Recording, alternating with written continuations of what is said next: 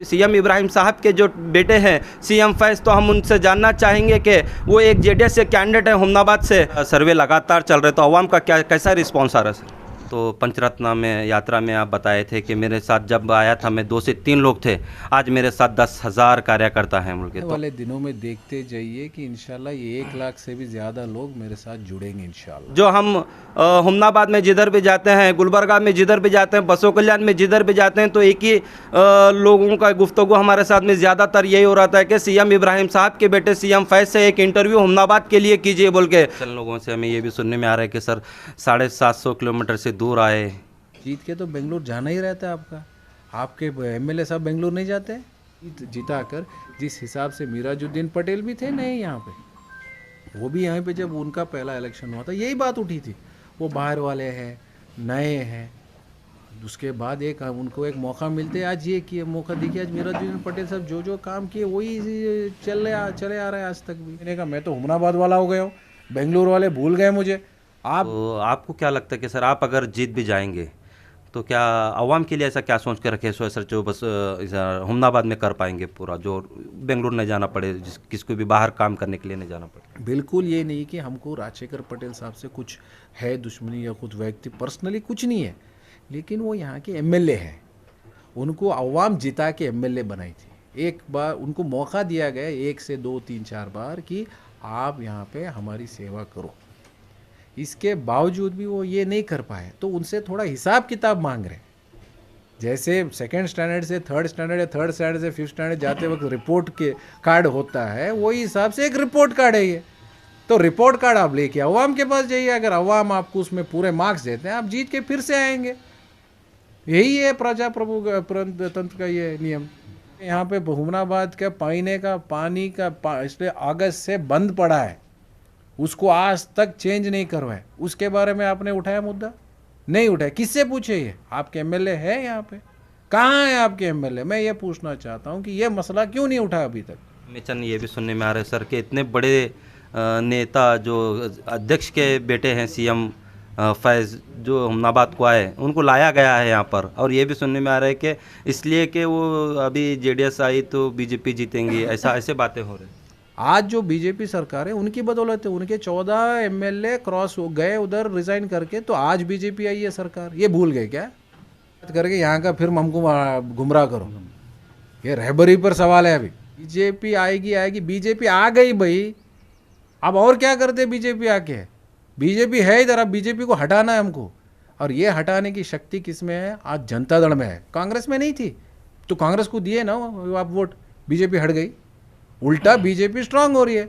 चंद दिन पहले एक कांग्रेस का प्रोग्राम हो गया तेर मैदान में, तो वहाँ से बीजड़ ज़मीर अहमद खान साहब का ये बयान था कि सीएम इब्राहिम साहब को यहाँ पर उनके बेटे को लेकर आने की क्या ज़रूरत थी, मुस्लिम वोट डिवाइड हो जाएंगे, राजशेखर पटेल साहब का यहाँ पर कभी भी मुसलमानों के साथ साथ है, फिर यहाँ लेकर आने की क्या ज़रूरत थी, ऐसा बातें उनका एक बयान था। तो इसी के ऊपर क्या बोले? तो क्या इसका मतलब क्या हुकूमत कांग्रेस ठेकेदार है क्या मुसलमानों की?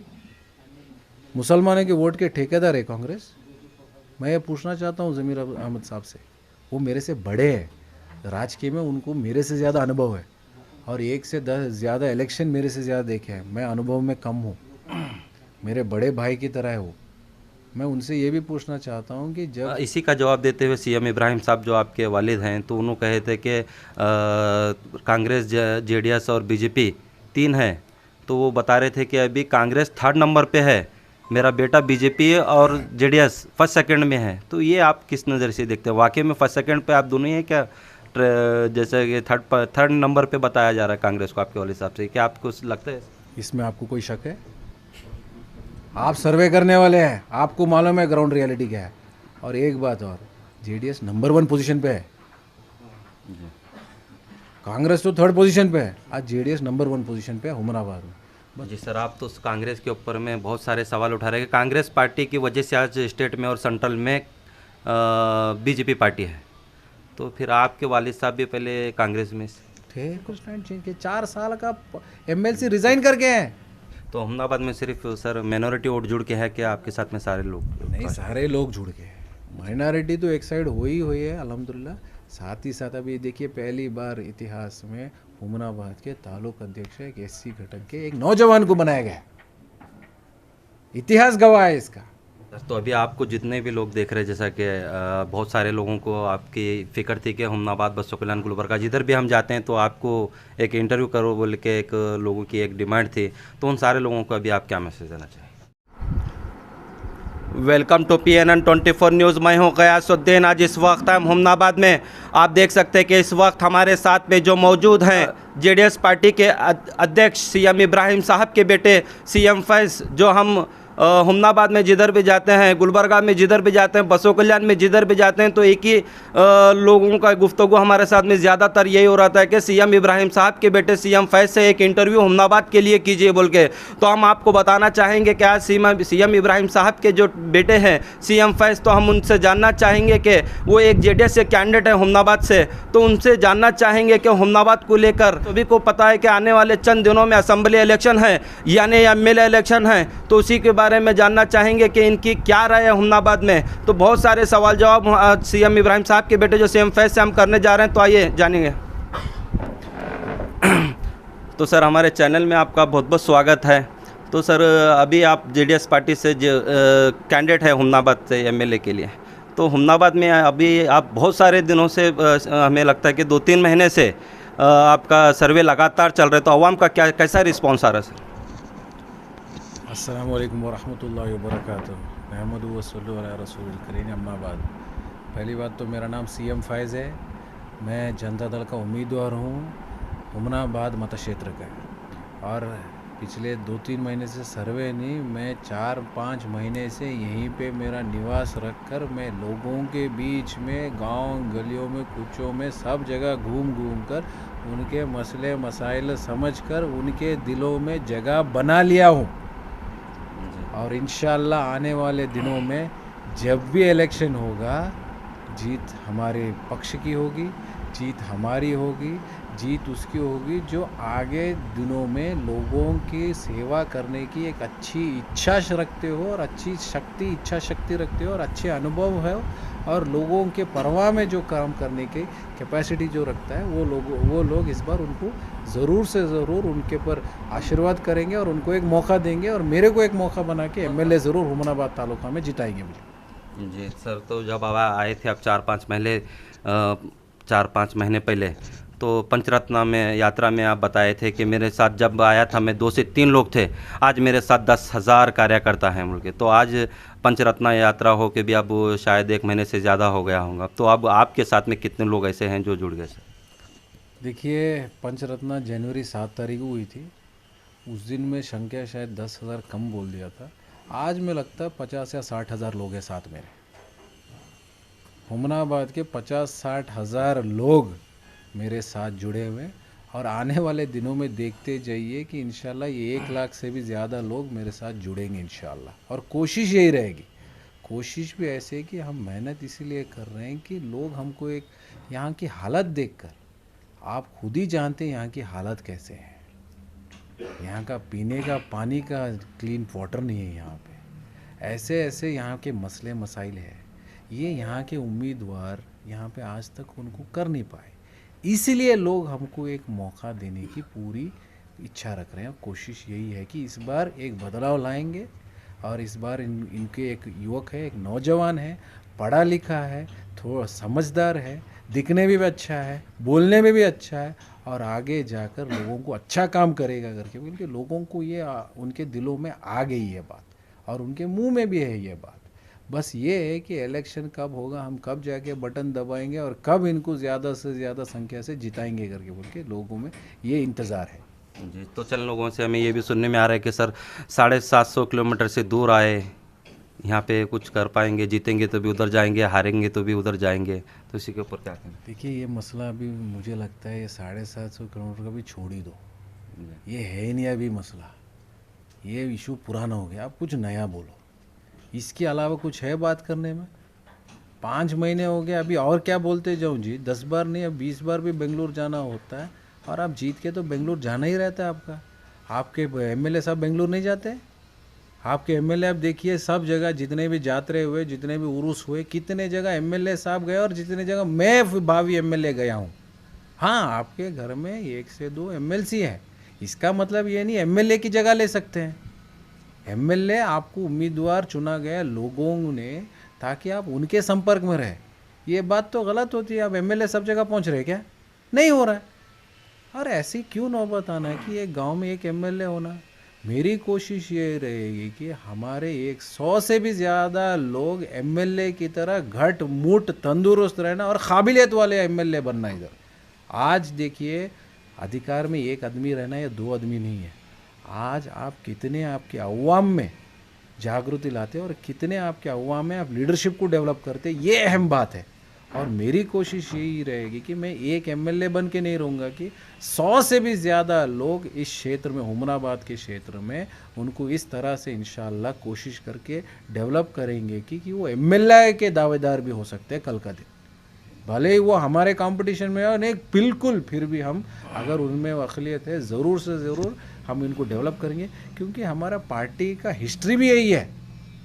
फैक्ट्री है हम जनता दल, अच्छे अच्छे लीडरों को हम पैदा किए और वो चले जाते उधर इधर।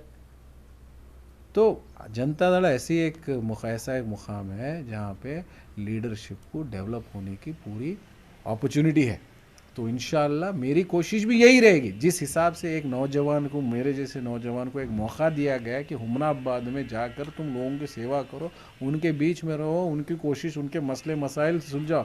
आया हूँ उतनी दूर से यहाँ पे 5 महीने का, मैं तो हुमनाबाद वाला हो गया हूँ, बेंगलुरु वाले भूल गए मुझे। आप ये बताओ, हुमनाबाद के एक गाँव गली के बारे में पूछो, आपके वहाँ के मसले मसाले मैं क्या बोलता हूँ। आप देखें क्या एक भी आरओ प्लांट आज नहीं चल रहा है आपके गाँव में? पूरे खरे में आरओ प्लांट बंद है। इसके बारे में आप कभी सवाल उठाए? नहीं उठाए। आपके यहाँ पे हुमनाबाद के पीने का पानी का इसलिए अगस्त से बंद पड़ा है, उसको आज तक चेंज नहीं करवाए। उसके बारे में आपने उठाया मुद्दा? नहीं उठाया। किससे पूछे? ये आपके एमएलए है यहाँ पे? कहाँ है आपके एमएलए? मैं ये पूछना चाहता हूँ कि ये मसला क्यों नहीं उठाया अभी तक? हर एक तफरे में अब आपके टीएमसी नॉमिनेशन, आज तक स्टैंडिंग कमेटी क्यों नहीं बनाया गया? स्टैंडिंग कमेटी आज नहीं है यहाँ पे, उसके बारे में आप कुछ पूछने बोलते नहीं, बताते नहीं, ना कोई इसके बारे चर्चा होती है। जब पिछले 5 साल में सिद्धरामैया साहब यहाँ पे सरकार बनी थी, आप तो नॉमिनेट काउंसिल बना सकते थे लोगों को, उनको भी आगे डेवलप कर सकते थे, लीडरशिप को, हर एक तबके के लोगों को आप बढ़ा सकते थे। आप बढ़ाए, करे कुछ लोगों की? इसलिए नहीं। 5 साल में तो आप कर सकते थे नॉमिनेशन काउंसिल, करे नहीं। अब बीजेपी सरकार आई है, आप वो कर दिए नॉमिनेशन। इसमें तो बीजेपी बेहतर है, वो नॉमिनेशन कर दिए, वो अपने कार्यकर्ता को डेवलप कर रहे हैं, वो नॉमिनेशन में पूरों को काउंसलर बनाए, नॉमिनेटेड काउंसलर सब जगह। ये कांग्रेस क्यों नहीं कर पाई? कांग्रेस की हर बार ये की रही कि हम ही डेवलप होना, हमारे साथ ना कार्यकर्ता बढ़ना, ना अवाम आगे बढ़ना। उनकी कोशिश यही रही है कि बस अगर वो शासक है वही उनका आगे बढ़ा होना, या वो आगे बढ़ना, उससे आगे ना कार्यकर्ता बढ़ना, ना अवाम आगे बढ़ना। अब देखिए यहाँ पे पिछले 30 साल से कोई एक आपके काउंसलर है, 30 साल हो गया, आज तक उनको स्टैंडिंग कमेटी के चेयरमैन कितने या अध्यक्ष कितने महीने बनाया गया उनको? ऐसे कई सारे इश्यूज है जिस पे हम अगर तवज्जो बात करें तो मुझे लगता है कांग्रेस आज एकदम फेल हो गई है इन सारे मसले में।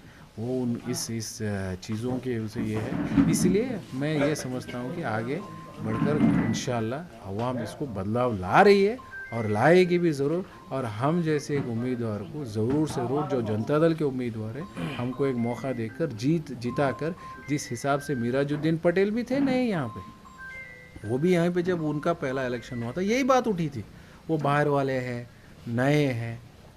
उसके बाद उनको एक मौका मिलते, आज ये किए मौका देखिए, आज मिराजुद्दीन पटेल साहब जो काम किए वही चले आ रहा है आज तक भी। तब भी यही बात हुई थी वो इलेक्शन में भी कि ये बाहर वाले हैं, ये एकदम नए हैं, इनको अनुभव नहीं है, ये बाहर से रहते कि इन्हें यहाँ से चले जाते हैं। अब ये ख़त्म हो गई है। लोग यहाँ से कीसों मूल, हमारे गांव के लड़के जा रहे हैं वो हैदराबाद बॉम्बे काम करने के लिए, हुमनाबाद के लड़के। आप उनसे पूछे क्या क्यों भैया क्यों जा रहे हो? एमएलए से पूछो कि क्यों इधर, क्या उनके लिए एम्प्लॉयमेंट अपॉर्चुनिटी क्यों नहीं क्रिएट की है? क्या ज़रूरत है, क्या मजबूरी है कि इतनी दूर जाना पड़ रहा है उनको? ये रहना चाहिए आपका सवाल।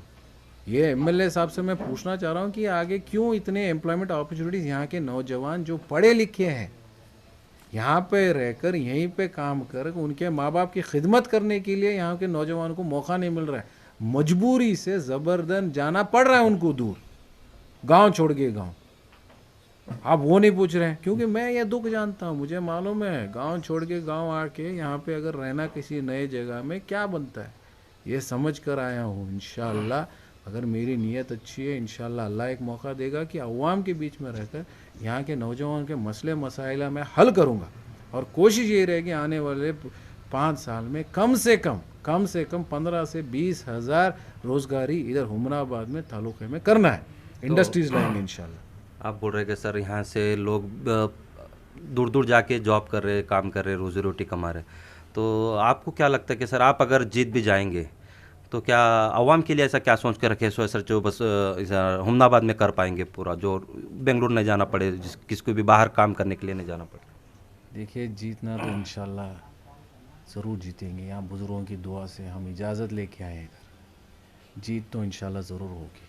अब अवाम में भी ये बात आ गई है, हर लोगों के मुंह में भी ये बात आ गई है कि जीतना तो इनका कायम है करके। इंशाल्लाह कोशिश और करेंगे, मेहनत और करेंगे, लोगों के बीच में फिर जाएंगे और पूरी मेहनत जद्दोजहद करेंगे। मेरी तवज्जो इसमें रहेगी कि अगले 5 साल में उम्मीदवार जब बन के रहूँगा यहाँ का कि यहाँ पे इंडस्ट्रीज़ लाया जाएगा, ख़ासकर एम्प्लॉयमेंट क्रिएशन जिधर हो, गरीब गुरबाओं के लिए या बच्चों के लिए, हमारे युवकों के लिए, पढ़े लिखे हैं सारे, कोई इंजीनियर है, कोई बीएड है, बीकॉम ग्रेजुएट्स है, सब है। तो यहाँ पे पढ़े लिखों की संख्या कम नहीं है, यहाँ कम इसलिए कि अपॉर्चुनिटीज़ नहीं है। अब इंडस्ट्रियल एस्टेट में अब जाके देखिए, वहाँ पे खुसूसन बाहर के लोग हैं, और हमारी सरकार को इस पर ये भी है कि उनके हमारे प्रणाली, क्योंकि ज़्यादा से ज़्यादा इंडस्ट्री किधर होगी वहाँ पे लोकल एम्प्लॉयमेंट मिनिमम 50% को देना चाहिए। लोकल एम्प्लॉयमेंट को 50% को लो तो लोकल इंडस्ट्रीज़ में एम्प्लॉयमेंट देना चाहिए।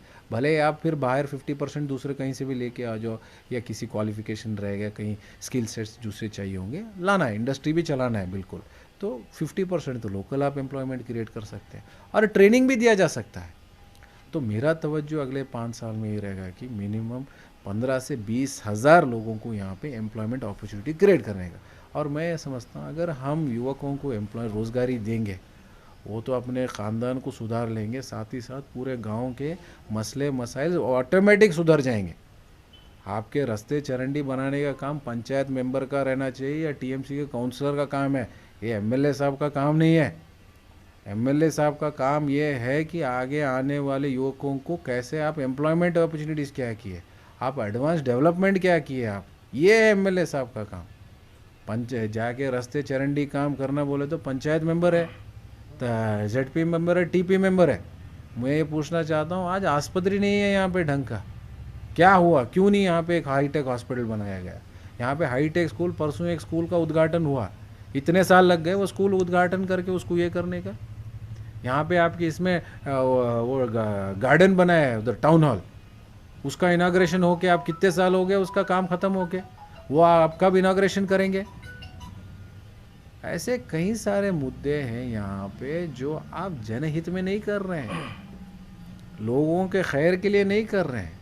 जो भी हो रहा है एक हिसाब से हो रहा है कि हाँ चलो ठीक है, दिखावे का काम हो रहा है। और मैं पूरे दावे से ये भी कहता हूँ कि आगे आने वाले जितने भी दिन बचे हैं, इनके कम दिन जो बचे हैं एमएलए होकर, ये इनाग्रेशन के पे इनाग्रेशन करके दिखाने का रिबन कटिंग सेरेमनी शुरू हो जाएगा। आप देखिए जो ये पकड़ के रखे थे। अब मैं परसों एक मुद्दा उठाया वो हैंडीकैप व्हीकल्स का, कितने दिन से साल से पड़ा था वो हैंडीकैप व्हीकल्स वहाँ पे, आपको भी मालूम है, इतने साल से वहाँ पे पड़ा था, वो क्यों नहीं बांट सकते थे पहले? वहाँ रख के उसको ख़त्म करने की, बर्बाद करने की क्या नौबत थी? बांट देते लोगों में, भले 2 4 5 जो भी जितने भी हो, गरीब गुरबों को तो फ़ायदा होता। तो ऐसे बहुत सारे हैं मुद्दे जिस पे हम उठा सकते हैं, लेकिन ये चंद इशू क्या होता है कि हम अगर ये इशू उठा रहे हैं, ऐसा लगता है कि कहीं हम उनके वैयक्तिक वेब पे जा रहे हैं, वो नहीं है। बिल्कुल ये नहीं कि हमको राजशेखर पटेल साहब से कुछ है दुश्मनी या कुछ वैयक्तिक पर्सनली कुछ नहीं है, लेकिन वो यहाँ के एमएलए हैं, उनको अवाम जिता के एमएलए बनाई थी। एक बार उनको मौका दिया गया 1 से 2 3 4 बार कि आप यहाँ पे हमारी सेवा करो, इसके बावजूद भी वो ये नहीं कर पाए, तो उनसे थोड़ा हिसाब किताब मांग रहे हैं। जैसे सेकंड स्टैंडर्ड से थर्ड स्टैंडर्ड या थर्ड स्टैंडर्ड से फिफ्थ स्टैंडर्ड जाते वक्त रिपोर्ट के कार्ड होता है, वही हिसाब से एक रिपोर्ट कार्ड है ये। तो रिपोर्ट कार्ड आप लेके अवाम के पास जाइए, अगर अवाम आपको उसमें पूरे मार्क्स देते हैं आप जीत के फिर से आएंगे। यही है तंत्र का ये नियम। आप उसके ऊपर आप चर्चा करो कि ये है, जो भी जनसामान्य काम है तो वो नहीं हो रहा इधर। और अवाम में चंद ये भी सुनने में आ रहा है सर कि इतने बड़े नेता जो अध्यक्ष के बेटे हैं सीएम फैज़ जो हमनाबाद को आए, उनको लाया गया है यहाँ पर, और ये भी सुनने में आ रहा है कि इसलिए कि वो अभी जेडीएस आई तो बीजेपी जीतेंगी, ऐसा ऐसे बातें हो रही। देखिए ये बिल्कुल गलत बात है। ये अवाम को तू इधर उधर की बात ना कर, तू ये बता काफिला किसने लूटा। हाँ, यही हो रहा है ये कांग्रेस वालों के साथ, उधर इधर की बात करके यहाँ का फिर हमको गुमराह करो। ये रहबरी पर सवाल है। अभी आप क्या करें इतने साल वो बात करो, उधर इधर बात करके फिर गुमराह कर रहे हैं। अरे हम आ गए तो बीजेपी आ गए, हम आ गए तो बीजेपी। आज जो बीजेपी सरकार है उनकी बदौलत है, आज जो बीजेपी सरकार है उनकी बदौलत है। उनके 14 एमएलए क्रॉस हो गए उधर रिजाइन करके, तो आज बीजेपी आई है सरकार। ये भूल गए क्या? हाँ, और एक ही घर में एक टाइम में तो 2 झंडे भी लहरा रहे थे, वो भी भूल गए अवाम यहाँ की। मैं नहीं समझता अवाम भूलिए यह बात, ये उनका एक मुद्दा है। एक ही घर में 2 झंडे थे, एक बार बीजेपी भी थी कांग्रेस भी थी। किसके घर में थे? किसके घर में थी वो आप समझो, आप ढूंढो उसको अवाम के बीच में ये बात। ये देखिए उधर इधर की बात करके गुमराह मत करो। और ये एक मसला छोड़ो, आप बीजेपी आना था आपके कांग्रेस के बदौलत से। जो खास कर जितने भी एमएलए आज छोड़ के गए थे वो किसके लोग थे? वो पिछले 5 साल में वो किसके खास लोग थे? वो 14 एमएलए जो छोड़ के गए, और वो आज एमएलए मंत्री भी बने काफ़ी लोग उसमें, और वही तो कांग्रेस सरकार में भी मंत्री थे, और वही मंत्री आज बीजेपी सरकार में भी है, और उनके बदौलत से बीजेपी आई है। हाँ, बीजेपी आएगी आएगी, बीजेपी आ गई भाई, अब और क्या करते बीजेपी आके?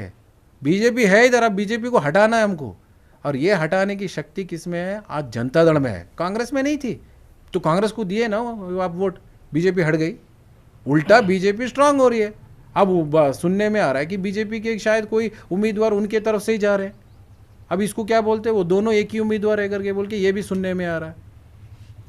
ये बीजेपी आना था। ये देखिए मुसलमानों को अभी बीजेपी के डर से हमको छोड़ दो बस, हम अभी डरने नहीं वाले। ये बीजेपी आ जाएगी, बीजेपी आ जाएगी, बीजेपी आ जाएगी। बीजेपी आ गई, बीजेपी हुकूमत में है, चाहे सेंट्रल सरकार में हो या स्टेट में भी हो, बीजेपी सरकार में है। आज सरकार उनकी चला रही है, और खुसूसन ये कांग्रेस वालों की बदौलत से आज बीजेपी सरकार है। अगर जनता दल को, अगर हमारे लोग अगर उसी टाइम में वोट करके अगर उस बार तो ज़्यादा से ज़्यादा उम्मीदवार जीत के आते, शायद बीजेपी सरकार आज नहीं होती। आज जो बीजेपी सरकार है पूरे कांग्रेस के बलबूते पे है या उनके मेहरबानी पे है। और आगे मैं अवाम से यही बात बोलना चाहता हूँ, ये गुमराह की बात नहीं, बीजेपी को अब हटाना है, और ये हटाने का काम इंशाअल्लाह ज़रूर जनता दल सरकार करेगी, कुमारस्वामी साहब करेंगे, और पूरी की पूरी पक्ष हम जैसे नौजवान हैं, कार्यकर्ता है, हम मिलकर बीजेपी को ज़रूर यहाँ से हटाएंगे। जी सर, तो अभी चंद दिन पहले एक कांग्रेस का प्रोग्राम हो गया तेर मैदान में, तो वहाँ से बीजड़ ज़मीर अहमद खान साहब का ये बयान था कि सीएम इब्राहिम साहब को यहाँ पर उनके बेटे को लेकर आने की क्या ज़रूरत थी, मुस्लिम वोट डिवाइड हो जाएंगे। राजशेखर पटेल साहब का यहाँ पर कभी भी मुसलमानों के साथ है, फिर यहाँ लेकर आने की क्या ज़रूरत थी, ऐसा बातें उनका एक बयान था। तो इसी के ऊपर क्या? वो उनके हिसाब से बोले, क्योंकि वोट डिवाइड हो गए बोले, तो क्या इसका मतलब क्या हुकूमत कांग्रेस ठेकेदार है क्या मुसलमानों की? मुसलमानों के वोट के ठेकेदार है कांग्रेस? मैं ये पूछना चाहता हूँ ज़मीर अहमद साहब से। वो मेरे से बड़े हैं राजकीय में, उनको मेरे से ज़्यादा अनुभव है, और 1 से 10 ज़्यादा इलेक्शन मेरे से ज़्यादा देखे हैं। मैं अनुभव में कम हूँ, मेरे बड़े भाई की तरह है वो। मैं उनसे ये भी पूछना चाहता हूँ कि जब आप पहली बार एमएलए बने थे, आपको मौका किस पक्ष ने दिया आपको? जब आप, मुझे ये मैं समझता हूँ कि जब वो पहली बार एमएलए बने थे, जनता दल सरकार ने उनको मौका दिया था, HD देवेगौड़ा साहब ने उनको मौका दिया था, श्री कुमाराना साहब ने उनको मौका दिया था जनता दल के उम्मीदवार बनने के लिए। और उनकी उम्र शायद लगभग मेरी उम्र ही थी जब वो पहली बार इलेक्शन लड़े थे, मुझे नहीं पता, मैं शायद वो उम्र थी। तो काफ़ी यंग ऑफ टाइम में उनको भी अपॉर्चुनिटी दिया गया है कि इलेक्शन लड़ने की, ये तो जनता दल ने दिए। तो उस वक्त नहीं ये बात आई कि जनता दल के मुस्लिम उम्मीदवार है ये, तब वहाँ पे बीजेपी आ जाएगी करके, ये बात तो वहाँ पे नहीं चली। दूसरी बात, आप ये चाहते हैं कि मुस्लिम उम्मीदवार ज़्यादा से ज़्यादा आए, अल्हम्दुलिल्लाह बहुत अच्छी बात है। तो पहले चलो आप शुरुआत आपसे करो कि हमारा एक नौजवान लड़का है, एक नौजवान युवा है, उधर बहुत सालों से मेहनत कर रहा है, लोगों के बहुत प्यार मोहब्बत में है।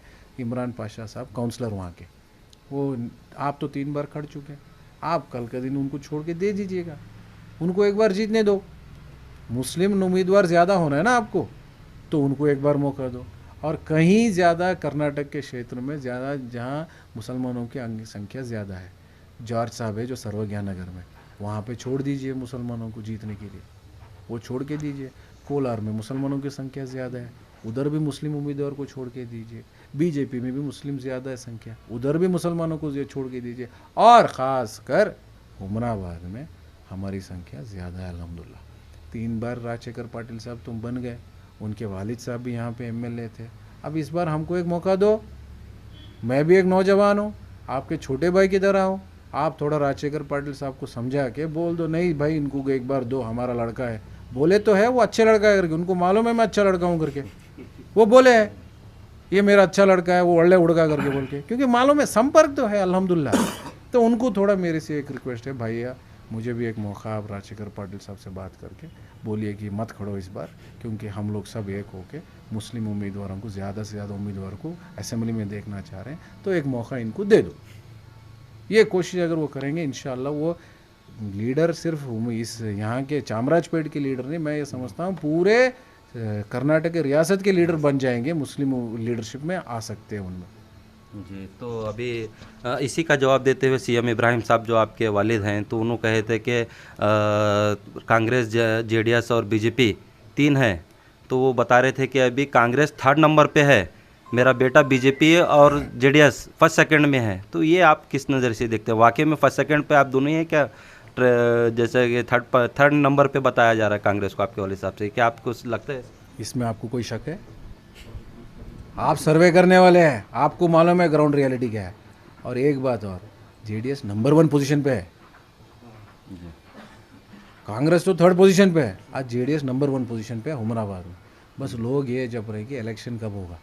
बाबा साहब अम्बेडकर एक संविधान बनाए जिसमें इलेक्शन होना इम्पॉर्टेंट है, वो इलेक्शन के दिन को वेट कर रहे हैं। इलेक्शन होने दीजिए, हम जवाब दिखाएंगे कि हमारे दिलों में क्या है सीएम फैज़ के लिए जगह। जी, ये अवाम, हर तबके के लोग, गरीब गुरबा, बड़े छोटे सब, औरत होने दो, और हर जात के लोग, हर जात के लोग जुड़ रहे हैं। और आप ये भी बात बोले, हाँ दुआएं तो मुझे सिर्फ हुमनाबाद लोगों से नहीं है, आपने पहले एक बहुत बड़ी बात बोली कि हर डिस्ट्रिक्ट के लोग इस पे नज़र रख रहे हैं और दुआ दे रहे हैं कि ये लड़का जीत के आना। क्यों? मैं ये मान के जाता हूँ और खुदा का एक बहुत बड़ा निज़ाम है और बुज़ुर्गों की करम है कि अच्छे लोगों के साथ कभी भी अच्छा होता है। हार जीत तो इलेक्शन में रहता है रहता है, और तकदीर में अगर लिखा हो, कोई फलातून भी आके आपको तकदीर आपका मिटा नहीं सकता, ना तकदीर से आपको यह हटा सकता है। और इंशाल्लाह इस बार बुज़ुर्गों की दुआ से, बड़ों की दुआ से, हमारे देवड़ा साहब की पूरी मेहनत, जो हम पे जो विश्वास रखे हैं, कुमाराना साहब जो हम पे वो विश्वास रखे हैं, और वालिद साहब हैं मेरे बड़े बुज़ुर्ग हैं और अनुभव है उनमें राजकीय में, और काफ़ी क्या है बोले तो लोग जनसंपर्क रखे वाले हैं। और उनका ऐसा है कि नमाजी है एकदम, हर जुमेरात उनका रोज़ा रहता है और पाबंद आदमी है। आप कभी देखिए किसी के बारे में गलत उल्टा नीचे कुछ नहीं बोलते, और जो है दिल से बात करते हैं। और अपने 55 साल के राजकीय में कभी अपने ओहदे के लिए लड़े नहीं, हर वक्त एक ही बोलते हैं कि मेरा कौम का विखार कभी झुकने नहीं दूंगा, और उनकी लड़ाई इसी में रही है। और जो 4 साल एमएलसी छोड़कर, एमएलसी आज कोई छोड़ के आता है क्या? छोड़कर वो किसी ओहदे इस पे नहीं है, छोड़कर अपने इधर आए। क्यों? अपने कौम की बात थी। कहाँ थे ये लोग जब हमारे हिजाब का मामला आया? किधर थे जब हलाल और झटके के मामले में आया? किधर थी जब मंडिया में वो लड़की को बेचारी को तंग किएगी? किधर थे ये लोग? कहाँ थे तब ये लोग?